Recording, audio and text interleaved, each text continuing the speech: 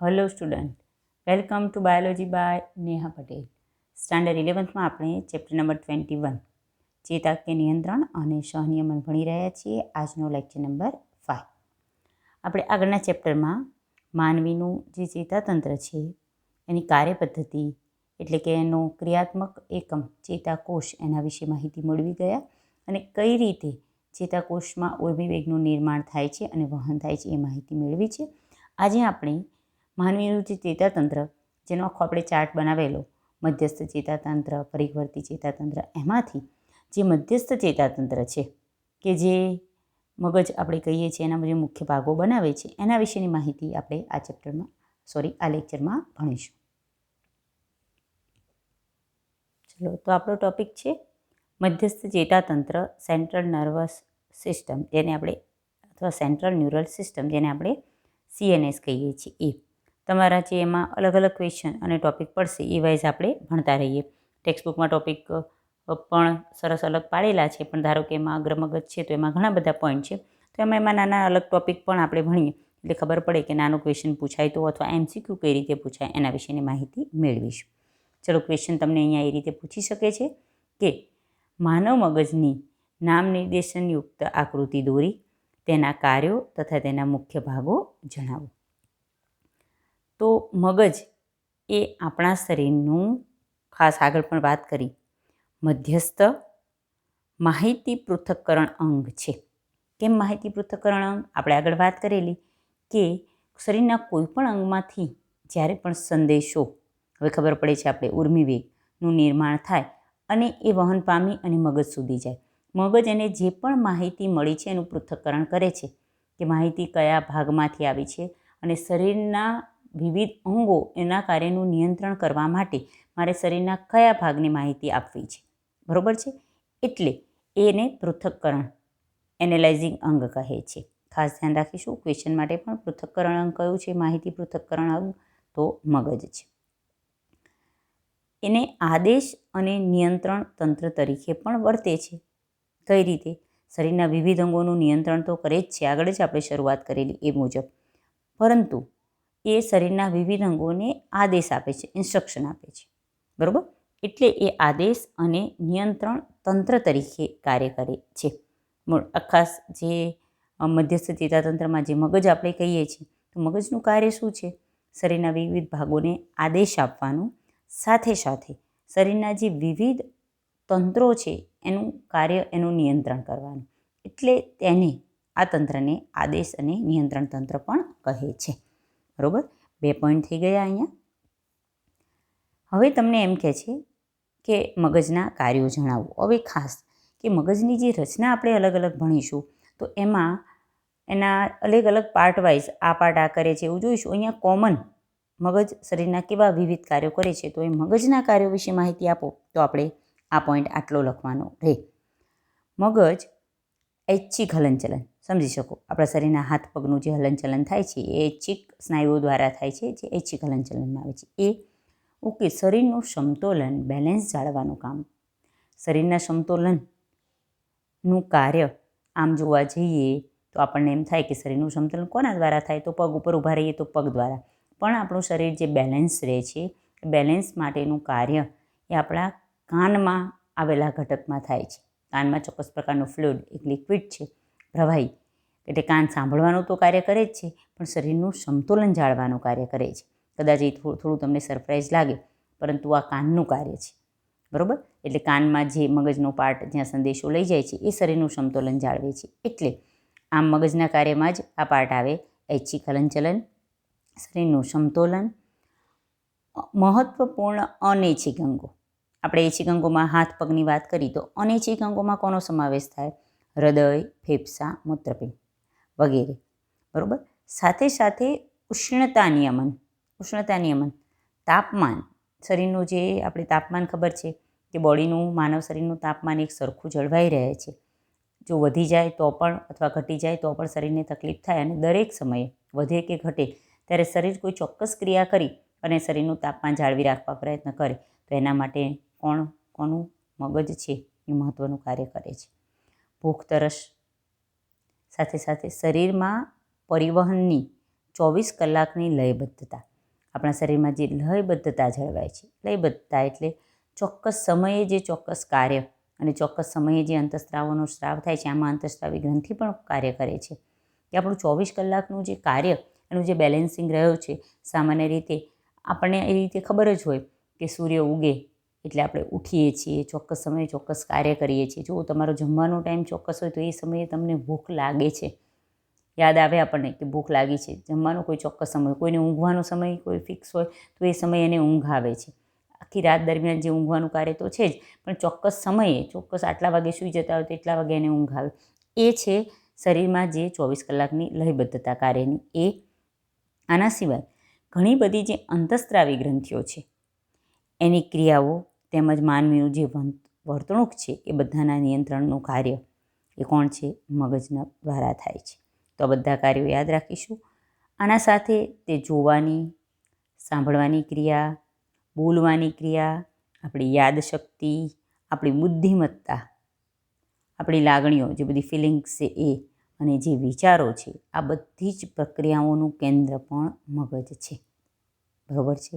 આગળ પણ આપણે જોઈએ, કારણ કે જોવું એ આંખ દ્વારા થાય છે, દ્રષ્ટિ સંવેદના, સાંભળવું, બરાબર છે, શ્રવણ સંવેદના, બોલવું, યાદશક્તિ આપણી જે રહે છે, આપણી બુદ્ધિમત્તા, જે હોશિયારી છે એ, વિવિધ પ્રકારની લાગણીઓ, ખુશી, દુઃખ, ચિંતા, બીક, આ બધી લાગણીઓ સાથે મગજમાં આવતા અલગ અલગ વિચારો, આ બધી જ પ્રક્રિયાઓનું કેન્દ્ર કોણ છે?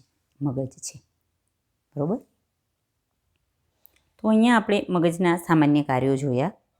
હવે મગજની સામાન્ય બાહ્ય રચના અથવા મગજના જે ભાગો કઈ રીતે પડે છે, મુખ્ય ભાગો, એના વિશેની માહિતી જોઈએ.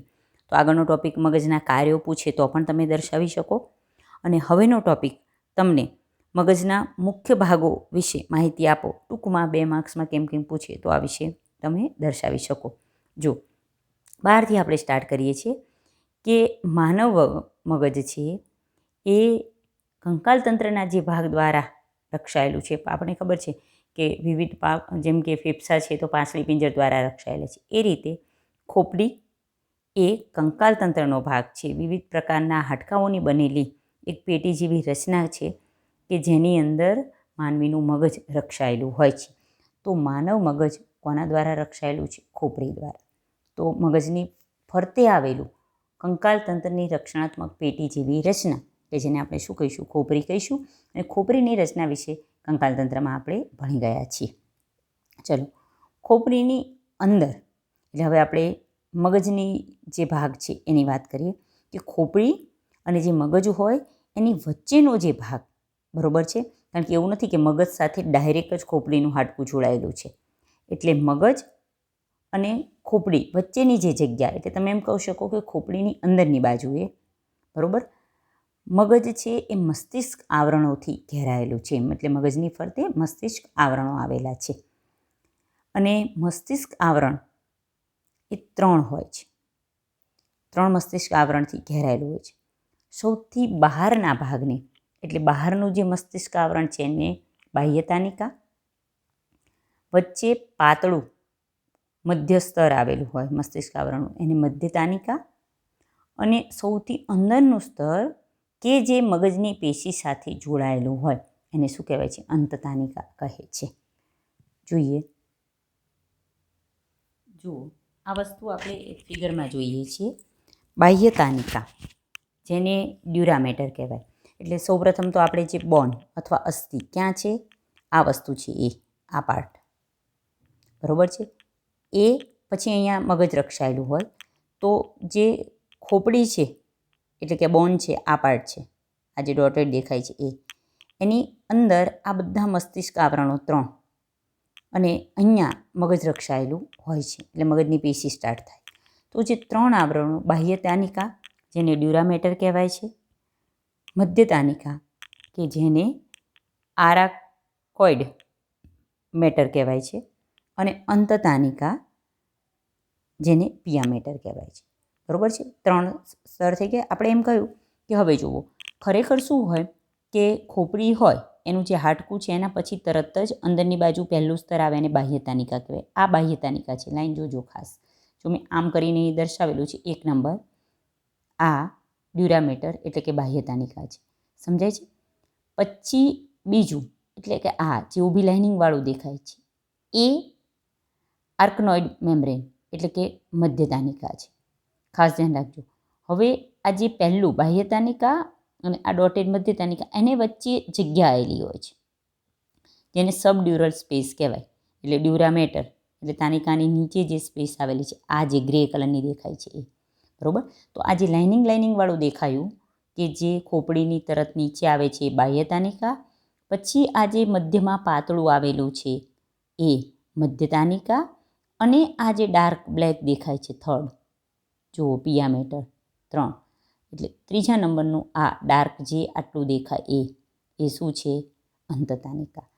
તો બાહ્યતાનિકા અને આ મધ્યતાનિકા વચ્ચે આ સ્પેસ છે જેને સબડ્યુરલ સ્પેસ કહેવાય. અને એ જ રીતે આ જે મધ્યતાનિકા અને આ રહ્યું અંતતાનિકા એને વચ્ચે આ સ્પેસ એટલે કે જગ્યા છે જેને સબ આર્કનોઇડ સ્પેસ કહેવાય. ઇન શોર્ટ આ બે ખાલી જગ્યા છે. હવે આ બે જગ્યા છે એની અંદર ખાસ ધ્યાન રાખો, જે તમને અહીંયા દર્શાવેલું નથી, આ બે જે ખાલી જગ્યા રહે છે એમાં ચોક્કસ પ્રકારનું જે આગળ વોટરી ફ્લૂ લિમ્ફ આગળ આપણે જે લસિકા જેવું પ્રવાહી આવેલું હોય છે જેને મસ્તિષ્ક મેરુ જળ ગુજરાતીમાં, ઇંગ્લિશમાં એને સેરેબ્રોસ્પાઇનલ ફ્લુઇડ કહેવાય, એ ભરેલું હોય. ક્યાં? આ બે બાહ્યતાનિકા અને મધ્યતાનિકા વચ્ચેની જે જગ્યા છે જેને કહેવાય છે સબડ્યુરલ સ્પેસ ઇંગ્લિશમાં. કદાચ એ વસ્તુ નથી પણ આ બે વચ્ચેની જગ્યા છે ત્યાં. અને આ જે મધ્યતાનિકા અને અંત્યતાનિકા વચ્ચેની જગ્યા છે એ આ બંને જે જગ્યાઓ છે એટલે કે સબડ્યુરલ સ્પેસ અને સબ આર્કનોઇડ સ્પેસ એની અંદર ચોક્કસ પ્રકારનું પ્રવાહી એટલે કે જેને કહેવાય મસ્તિષ્ક મેરુ જળ cerebrospinal fluid CSF cerebrospinal fluid પણ કહેવાય છે. બરાબર? એ પ્રવાહીના કારણે શું થાય? આ બધું રક્ષણાત્મક કવચ થયા. કારણ કે જુઓ અહીંથી મગજની પેશીની શરૂઆત થાય. આ બધી મગજની પેશી છે. ગ્રે મેટર, વ્હાઇટ મેટર એ બધું જોઈશું. પણ મગજની ફાર આ 3 આવરણો છે, એની બહાર ખોપરી છે અને 3 આવરણોમાં પણ બરાબર છે વચ્ચે જે બે સ્પેસ થાય એમાં પણ ફ્લુઇડ ભરેલું છે. એટલે આંચકા સામે રક્ષણ આપવાનું કાર્ય અને એના સિવાય આ જે પ્રવાહી છે એ મગજની પેશીને પોષણ પર પૂરું પાડવાનું કાર્ય કરે છે. તો અહીંયા આપણે આટલો પાર્ટ જોયો કે માનવીના મગજમાં રક્ષણાત્મક બહાર જે ખોપરીનું આવરણ, 3 જે સ્તર છે એ અને વચ્ચે પ્રવાહી આવેલું છે એ. હવે જુઓ કે મગજને મુખ્ય 3 ભાગમાં જોવા મળે છે. મગજમાં મુખ્ય 3 ભાગ આવેલા છે અથવા 3 ભાગમાં કાર્યાનુષ્ઠાને વિભાજિત થાય છે. અગ્ર મગજ, મધ્ય મગજ અને પશ્વ મગજ. તો મગજના મુખ્ય 3 ભાગો અગ્ર મગજ, મધ્ય મગજ અને પશ્વ મગજ. હવે આપણે ભણવાની શરૂઆત કરીશું અગ્ર મગજ વિશે. પરંતુ એ પહેલાં આ પોઈન્ટમાં જે મુખ્ય ભાગો દર્શાવ્યાના છે એ દર્શાવી દીધા છે. તો આપણે ફિગરમાં જોઈએ 3 ભાગો. જુઓ આટલો પાર્ટ આખી મગજનો ઊભો છેદ દર્શાવેલો છે. બરાબર છે? તો એમાં આટલો પાર્ટ જે બધો છે જેમાં બધા ભાગો આવે છે એને અગ્ર મગજ કહે છે. મધ્ય મગજ એમાં આ પાર્ટનો સમાવેશ થાય છે. પશ્વ મગજ એમાં આટલા પાર્ટનો સમાવેશ થાય નીચેનો. બરાબર? તો અગ્ર મગજ, મધ્ય મગજ અને પશ્વ મગજ 3 ભાગમાં મગજને વહેંચી શકાય છે. અને 1 બાય 1 એક ભાગ જોવાનો સ્ટાર્ટ કરવાનો છે. જુઓ કે અગ્ર મગજમાં પણ ફરી પાછું બૃહદ મસ્તિષ્ક, બરાબર, પછી થેલેસમ અને હાઇપોથેલેસમ આવે છે. મધ્ય મગજની રચના અહીંયા આપેલી છે. પશ્વ મગજમાં ફરી પાછું સેતુ, અનુમસ્તિષ્ક અને મજ્જા અથવા લંબ મજ્જા આવે છે. તો તમે આ રીતે એક ચાર્ટ દોરી શકો કે મગજ પછી નીચે આ રીતે દોરવાનું અગ્ર મગજ, મધ્ય મગજ, પશ્વ મગજ. અગ્ર મગજમાં આ 3 ભાગ, કારણ કે 3 ભાગને અલગથી સમજીશું. પછી મધ્ય મગજ અને પછી પશ્વ મગજ એમાં પાછું સેતુ, અનુમસ્તિષ્ક અને મજ્જા. એટલે કયો પાર્ટ ક્યાં આવેલો એ તમને આ રીતે યાદ રહે. ચલો હવે આપણને જો ક્વેશ્ચન એમ પૂછે છે કે અગ્ર મગજ વિશે ટૂંક નોંધ લખો, તો આપણે 3 પાર્ટમાંથી ફર્સ્ટ પાર્ટ અગ્ર મગજ વિશે માહિતી મેળવવાની શરૂઆત કરીએ. અહીંયા સ્ટુડન્ટ એક વસ્તુ ખાસ હું તમને કહેવા માગીશ કે સામાન્ય રીતે મગજ એની રચના જે શરીરના બાકીના તંત્ર છે એના કરતાં ખૂબ જ જટિલ છે. કારણ કે દરેક તંત્ર કોઈ ચોક્કસ સ્પેશિયલ કાર્ય સાથે સંકળાયેલું છે. જેમ કે પાચન તંત્ર તો માત્ર પાચનનું કાર્ય કરે છે, રુધિરાભિસરણ તંત્ર પરિવહનનું કાર્ય કરે છે, પરંતુ મગજ છે એ આ બધા જ તંત્રોને કંટ્રોલ કરવાનું, લાગણીઓ, આગળ તમે કાર્ય જોયું એટલા બધા કાર્યો સાથે સંકળાયેલું છે. એટલે એમાં કોષોની સંખ્યા પણ વધારે છે અને રચનાકીય દ્રષ્ટિએ પણ ખૂબ જ જટિલ છે. તો જ્યારે પણ સમજતા હોય તો ઘણીવાર એવું થાય કે ફિગર વાઇઝ ઊભો છેદ કે આડા છેદ લેવા જઈએ તો અમુક ભાગ દેખાય, એકચ્યુઅલી કોઈ ભાગ જેવો દેખાવો જોઈએ એવો તમને ફિગરમાં જોઈ શકો નહીં. એટલે ફિગર વાઇઝ ન પણ ખબર પડે તો પણ ટોપિક વાઇઝ જરાક આ 2, 3, 4 વાર પણ ટોપિક વાંચી સમજી અને કયા ભાગમાં શેનો સમાવેશ થાય MCQ માટે અને થિયરી માટે પણ તમારે સમજવાનું રહે. બને એટલી ફિગર અહીંયા જો મારી જોડે અવેલેબલ હશે તો આપણે શેર કરીશું, પણ છતાં પણ ફિગર પૂરતી નથી. કારણ કે અંગની જટિલતા જ એવી છે. તમે ઊભો છેદ લેવા જાઓ તો અમુક અંગો કે જે આડા આવેલા છે એનો કંઈક અલગ જ છેદ આવે તો તમે એક્ઝેક્ટલી દર્શાવી શકો નહીં. પરંતુ સાપેક્ષ ગોઠવણીમાં આપણે જઈશું કે આની આજુબાજુ આ ભાગ આવેલો છે, આ ભાગને આ રીતે કહેવાય છે. બરાબર, બને એટલો આપણે પ્રયત્ન કરીશું વિવિધ ફિગર દ્વારા કે તમે સારી રીતે મગજની રચના સમજી શકો. ચલો, તો આપણે અગ્રમગજ વિશે ભણવાની શરૂઆત કરીએ. ફરી પાછું અગ્રમગજ આગળ જ મેં દર્શાવી દીધું એમ કે 3 મુખ્ય વિસ્તારો ધરાવે છે. બરાબર છે. તો અગ્રમગજમાં જે મેં તમને કીધું કે ચાર્ટ બનાવી શકો છો, તો અગ્રમગજમાં ફરી 3 પાર્ટ. ફર્સ્ટ પાર્ટને કહેવાય છે બૃહદ મસ્તિષ્ક, સેકન્ડને કહેવાય છે થેલેમસ અને પછી કહેવાય છે હાઇપોથેલેમસ. તો આપણે સૌપ્રથમ બૃહદ મસ્તિષ્ક વિશે ભણવાની શરૂઆત કરીશું. અહીંયા એ પણ ધ્યાન રાખીશું કે આપણે મગજના જે 3 ભાગ જોયા, અગ્રમગજ, મધ્ય મગજ અને પશ્વ મગજ, એમાં જે અગ્રમગજ છે એ સૌથી મોટો વિસ્તાર છે. બરાબર છે. અને અગ્રમગજના જે 3 ભાગ જોયા, બૃહદ મસ્તિષ્ક, થેલામસ અને હાઇપોથેલામસ, એમાં જે બૃહદ મસ્તિષ્ક છે કે જે ગોળાર્ધોનું બનેલું છે, જેને બૃહદ મસ્તિષ્ક ગોળાર્ધ કહેવાય છે, એ અગ્રમગજના સૌથી મોટો ભાગ છે. આમ જોવા તો આખા મગજનો મોટો ભાગ છે અને અગ્રમગજનો પણ સૌથી મોટો ભાગ, બરાબર, સૌથી મોટો પાર્ટ કહી શકાય તો કોણ છે? બૃહદ મસ્તિષ્ક છે. ચલો, એટલે બૃહદ મસ્તિષ્ક વિશે ભણીએ તો અહીં તમને કહે છે કે મગજનો મુખ્ય ભાગ બનાવે છે. અગ્રમગજનો તો મુખ્ય ભાગ છે જ અને અગ્રમગજ એ સૌથી મોટો ભાગ તો છે જ, બરાબર, પણ આખા મગજનો મુખ્ય અને મોટો ભાગ કોણ છે? બૃહદ મસ્તિષ્ક છે. હવે આખો જે બૃહદ મસ્તિષ્ક છે એ એક ઊંડી ફાટ દ્વારા બૃહદ મસ્તિષ્કના 2 ભાગ થઈ જાય છે. આયામ એટલે કે ઊભા. એટલે ફાટનો મતલબ કે આમ તમને ખાંચ જેવું ઉપરથી દેખાતું, ભાગનો મતલબ કંઈ કટકા નથી થઈ જતા, પણ આખું જે બૃહદ મસ્તિષ્ક છે મોટું, એમાં વચ્ચે આમ ફાટ એટલે કે ખાંચ આવેલી છે. એના કારણે 2 ભાગ પડે, એક ડાબું અને જમણું. તો એને 2 ગોળાર્ધો કહેવાય. બૃહદ મસ્તિષ્ક એક ઊંડી ફાટ એ બૃહદ મસ્તિષ્કને આયામ એટલે ઊભી રીતે 2 અડધા ભાગોમાં વિભાજિત કરે. તો આ જે 2 અડધા ભાગ થયા એને ડાબાને ડાબું બૃહદ મસ્તિષ્ક ગોળાર્ધ અને જમણાને જમણું બૃહદ મસ્તિષ્ક ગોળાર્ધ કહે છે. બરાબર. હવે તો તમને એમ કે બાહ્ય રીતે જોવા જાઓ તો ડાબું અને જમણા બૃહદ મસ્તિષ્ક ગોળાર્ધો કોના દ્વારા તમને જુદા પડેલા દેખાય? તો એક ઊંડી ફાટ દ્વારા. પરંતુ આંતરિક રીતે જોવા જાઓ, સમજાય છે? એટલે કે ધારો કે તમે ડાબા અને જમણાનો એક છેદ લઈ જ લો ઊભો, તો જે ચેતાતંતુનો પટ્ટો કે જે ડાબા અને જમણા બૃહદ મસ્તિષ્ક ગોળાર્ધને આંતરિક રીતે જોડે છે, જે ચેતાતંતુઓ જોડે છે, એને કેલોશમ કાય કહે છે. સમજાય છે? તો આ જમણા અને ડાબા ગોળાર્ધો એ ચેતાતંતુની પટ્ટી દ્વારા જોડાયેલા છે, જેને કેલોશમ કાય કહે છે. અહીંયા MCQ માટે પણ ધ્યાન રાખજો, કેલોશમ કાય શું છે? તો ડાબા અને જમણા જે બૃહદ મસ્તિષ્ક ગોળાર્ધો એને જોડતી ચેતાતંતુની પટ્ટી એને કેલોશમ કાય કહે છે. બાહ્ય રીતે ક્યાંથી તમે બહારથી જુઓ તો તમને એક ઊંડી ફાટ દ્વારા જોઈ શકાય, જુદા પડતા. બરાબર છે. પહેલાં આ 2 વસ્તુ હું તમને ફિગરમાં સમજાવું છું. જુઓ, અહીં એક ફિગર તમને શેર કરું છું. આ ફિગર છે એ માનવ મગજનો વક્ષ દેખાવ દર્શાવે છે. એટલે જ મેં તમને કહ્યું કે તમે ફિગર જુઓ તો વક્ષમાં અમુક વસ્તુ દેખાતી હોય, ઊભા છેદમાં અમુક. માનવ મગજના વક્ષ દેખાવની આ ફિગર છે. આ બધું જ તમને જે દેખાય છે, મારી આંગળી જે અહીંયા જે પેન્સિલ ફરે છે, જુઓ, આ બધો જ પાર્ટ જે આમાં બહુ ગળીઓ જેવો તમને દેખાય છે, આ આખો ગોળાર્ધ એટલે આખી રચના એને બૃહદ મસ્તિષ્ક કહેવાય. આ બધી જ, બરાબર, જેમાં આ ગળીઓ જેવી રચના છે, આ બધું જ બૃહદ મસ્તિષ્ક. હવે જુઓ, એક ઊભી ફાટ બહારથી દેખાય છે કે જે બૃહદ મસ્તિષ્કને જમણા અને ડાબા બૃહદ મસ્તિષ્કમાં વિભાજિત કરે છે. સમજાય છે? આ ઊભી એક ફાંટ બહારથી દેખાય કે જમણા અને ડાબા બૃહદ મસ્તિષ્કમાં શું કરે? વિભાજિત કરે. હવે આંતરિક રીતે આ બહારથી ખાંચ છે, આંતરિક રીતે આ બે ગોળાર્ધ, એટલે આને જમણો બૃહદ મસ્તિષ્ક ગોળાર્ધ, આ બાજુને ડાબો બૃહદ મસ્તિષ્ક ગોળાર્ધ, આ બંને છે એ બંને આંતરિક રીતે કઈ રીતે જોડાયેલા હોય? તો તમે હું આનો ઊભો છેદ લઈ લઉં. સમજો, હવે આ ફિગર શેર આપણે કહું છું કે આનો આપણે ઊભો છેદ લઈ લઉં તો અહીંયા જે રચના દેખાય એ મને દર્શાવે કે આંતરિક રીતે એ એકબીજા સાથે જોડાયેલા છે, જેને કેલ્શિયમ ગાય કહીએ. ફિગરમાં જોઈએ. જુઓ, આપણી જે ફિગર હતી એ આપણી આ ફિગર છે એ હમણાં જે મેં દર્શાવ્યું, જે ઊભી ખાંચ છે ત્યાંથી ઊભો ભાગ કરી નાખો અને એક ગોળાર્ધને જોવો તો આ દેખાવ છે.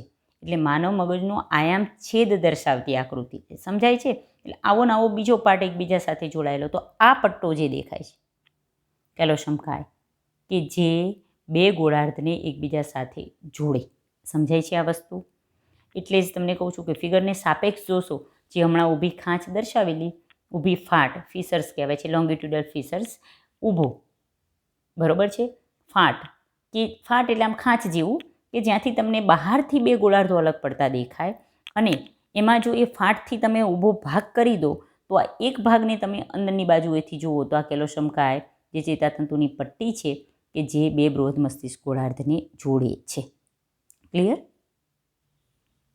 ચલો હવે એમાં આગળ જઈએ કે જે મસ્તિષ્ક ગોળાર્ધો છે બે, એને બહારથી ઘેરતું જે કોષોનું સ્તર છે એને મસ્તિષ્ક બાહ્યક કહે છે. ઇન શોર્ટ, આ બંને ગોળાર્ધો એમાં બહારની પાર્ટ જે આખું સ્તર આવેલું છે કોષોનું એને મસ્તિષ્ક બાહ્યક, અને પછી આપણે એનો અંદરનો ભાગ બંને વિશે જોઈશું. એટલે પહેલું મસ્તિષ્ક બાહ્યક, એટલે કે મસ્તિષ્ક ગોળાર્ધ છે બંને, ડાબું હોય કે જમણું, આખું જે બૃહદ મસ્તિષ્ક ગોળાર્ધ છે એને બહારથી ઘેરતો કોષોનું સ્તર એને શું કહેવાય છે? મસ્તિષ્ક બાહ્યક કહે છે. અને તે નિશ્ચિત ગળતોમાં બદલાયેલ છે, જેને ઇંગ્લિશમાં ગાયરીસ કહે છે. ગળતનો મતલબ ગળીઓ જે પડે છે, બરાબર? જ્યાં પણ ગળીઓ પડે એના કારણે થાય શું? કે સપાટી વિસ્તાર વધે. અહીંયા આ ગર્તનું કાર્ય શું?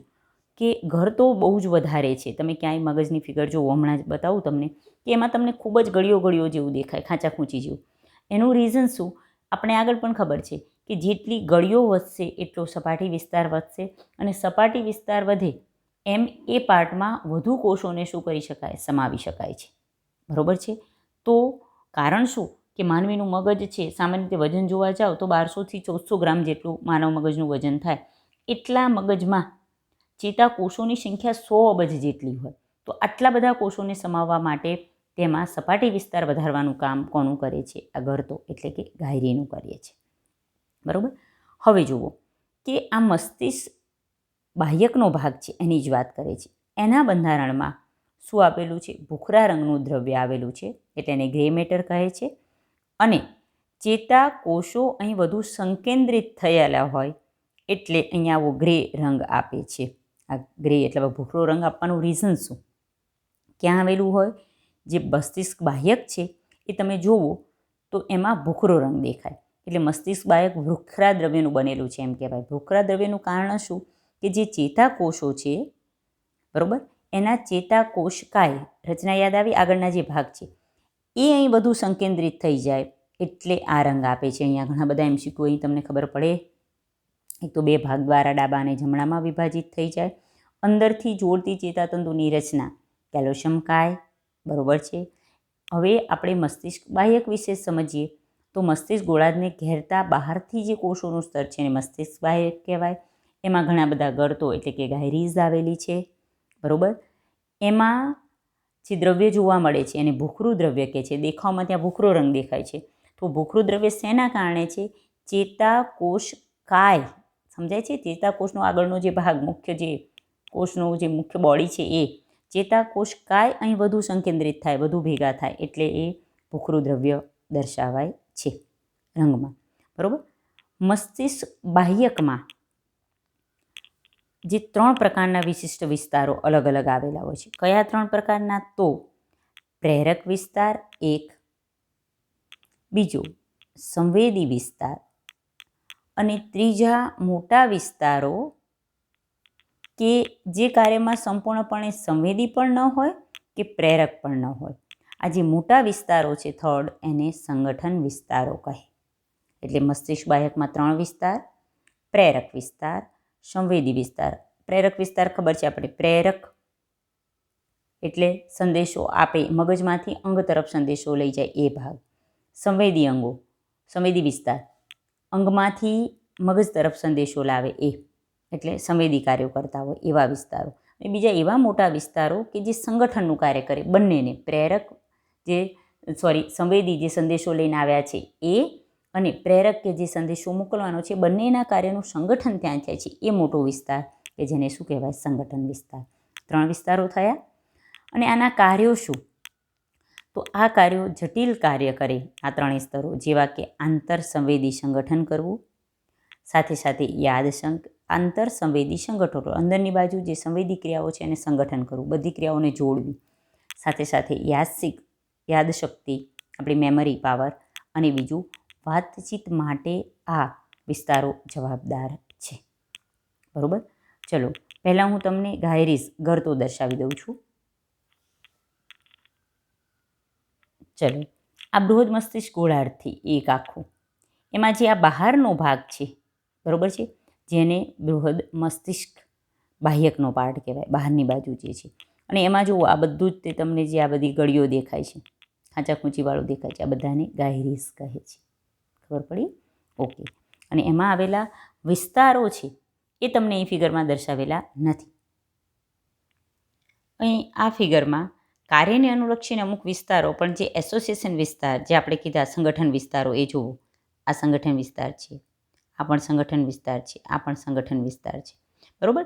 જ્યાં જ્યાં અમુક ભાગ દેખાય છે એવી ફિગર શેર કરીને ખાલી તમને એટલા માટે કે તમને થોડી ફિગર જોયેલી હોય તો તમને યાદ રહે કે ક્યાં કઈ રીતે વિસ્તારો આવેલા છે. એટલે પ્રેરક વિસ્તારો તો છે જ અમુક જગ્યાએ, બરાબર. સાથે સાથે સંવેદી વિસ્તારો પણ હોય. આ સામાન્ય રીતે જો આ બધા સંવેદના અલગ અલગ, સેન્સરી સ્પીચ એરિયા કહે છે, એનો મતલબ કે સંવેદના સાથે વાતચીત સાથે સંકળાયેલો એરિયા, આપણે હમણાં જે વાત કરેલી એ, બરાબર છે. આ સેન્સરી એરિયા એટલે આ સંવેદી વિસ્તાર છે, તો આ અહીં સંવેદી વિસ્તાર દર્શાવેલો છે. સમજાય છે? આ રીતે અલગ અલગ એરિયા, ધારો કે અહીં આટલો પાર્ટ છે તો પ્રેરક વિસ્તાર દર્શાવેલો છે. આ મોટર સ્પીચ એરિયા સામાન્ય રીતે પ્રકૃતો બોલવાની ક્રિયા સાથે સંકળાયેલો વિસ્તાર છે. ઓફલેક્ટરી એરિયા સ્મેલ, ઘ્રાણ સાથે, સુગંધ સાથે સંકળાયેલો આ એરિયા છે. બરાબર? આ સ્વાદ સાથે સંકળાયેલો એરિયા છે, ટેસ્ટ સાથે, અહીંયા આ પાર્ટ છે, બરાબર. તો ઇન શોર્ટ, આ રીતે અલગ અલગ વિસ્તાર મગજના એ ચોક્કસ કાર્ય સાથે સંકળાયેલા હોય. પણ આ ફિગર દ્વારા હું ખાસ કરી તમને આ એસોસિએશન એરિયા, આ બધા વિસ્તારો, અમુક પ્રેરક વિસ્તાર અને સંવેદી વિસ્તાર, 3 વિસ્તારો કઈ રીતે હોય એ તમને દર્શાવેલ છે. ચલો, આટલો જે પોઈન્ટ છે એ જે મસ્તિષ્ક ગોળાર્ધ હતું એના બાહ્યક ભાગ વિશે વાત થયેલી. હવે મસ્તિષ્ક ગોળાર્ધનો અંદરના ભાગ વિશે વાત કરે છે. બાહ્યક ભાગ શેનું બનેલું છે? ભૂખરા દ્રવ્યનું. શેના કારણે? એમાં ચેતાકોષ કાય વધુ સંકરિત થયેલા છે. પણ આપણને ખબર છે ચેતાકોષ કાયમાંથી વિવિધ તંતુઓ નીકળે છે અને એમાં પણ ચેતાક્ષ. તો આ તંતુઓથી જે પાર્ટ બને એ મસ્તિષ્ક ગોળાર્ધનો અંદરનો ભાગ છે. તો આ પથના તંતુઓ મજ્જા આવરણ દ્વારા આવૃત હોય, બરાબર છે, જે મસ્તિષ્ક ગોળાર્ધનો અંદરનો ભાગ બનાવે. સમજાય છે? બહારની સાથ ચેતાકોષ કાય હોય એ બધું ભેગા થઈ અને મસ્તિષ્ક ગોળાર્ધનો બહારનો ભાગ બનાવે. પછી ચેતાકોષ કાયમાંથી નીકળતા જે તંતુઓ હોય એ અંદરની બાજુએ જતા હોય, તો એ તંતુઓ ભેગા થઈ અને મસ્તિષ્ક ગોળાર્ધનો અંદરનો ભાગ બનાવે. અને આપણને યાદ હોય તો તંતુઓમાં મજ્જિત અને અમજ્જિત ચેતાતંતુ આવે છે. અને અહીંયા માનવીના મગજમાં મજ્જિત ચેતાતંતુ છે, એટલે ચેતાતંતુની ફરતે, ચેતાક્ષની ફરતે મજ્જા આવરણ હાજર હોય છે. અને મજ્જા આવરણની હાજરીને કારણે એ થોડુંક અપારદર્શક સફેદ જેવું દેખાય, એટલે એને શ્વેત દ્રવ્ય કહે છે. ખાસ ધ્યાન રાખજો, બરાબર. અહીંથી મસ્તિષ્ક ગોળાર્ધનો આપણે અંદરના ભાગની વાત કરી તો શેનું બનેલું હોય? મસ્તિષ્ક ગોળાર્ધનું બાહ્યક ચેતાકોષ કાયના સંકેન્દ્રણથી બને, જ્યારે મસ્તિષ્ક ગોળાર્ધનો અંદરનો ભાગ એ જે ચેતાકોષ કાયમાંથી નીકળતા તંતુઓથી બને. અને તંતુઓમાં પણ મજ્જિત ચેતાતંતુ, મજ્જા આવરણ છે, મજ્જા આવરણ, મેદનું આવરણ, એના કારણે તેની સપાટી અપારદર્શક સફેદ દેખાય અને એ દ્રવ્યને શું કહે છે? શ્વેત દ્રવ્ય કહે છે. તો આની સાથે માત્ર આપણે જે અગ્રમગજ છે એમાં આવેલો એક પાર્ટ જે બૃહદ મસ્તિષ્ક એના વિશેની માહિતી પૂરી કરી. ખાસ બૃહદ મસ્તિષ્કમાં કયા પાર્ટ આવે છે, કેટલા MCQ એ વિશે માહિતી જોઈ. હજુ બૃહદ મસ્તિષ્કમાં થેલેમસ, હાઇપોથેલેમસ બાકી છે, મધ્ય મગજની રચના બાકી છે અને પશ્વ મગજ વિશે પણ બાકી છે. એ આપણે નેક્સ્ટ લેક્ચરમાં જોઈશું. પણ પહેલાં આટલું તૈયાર કરી નાખો. ખાસ ફરી એકવાર રિપીટ કરાવી દઉં છું.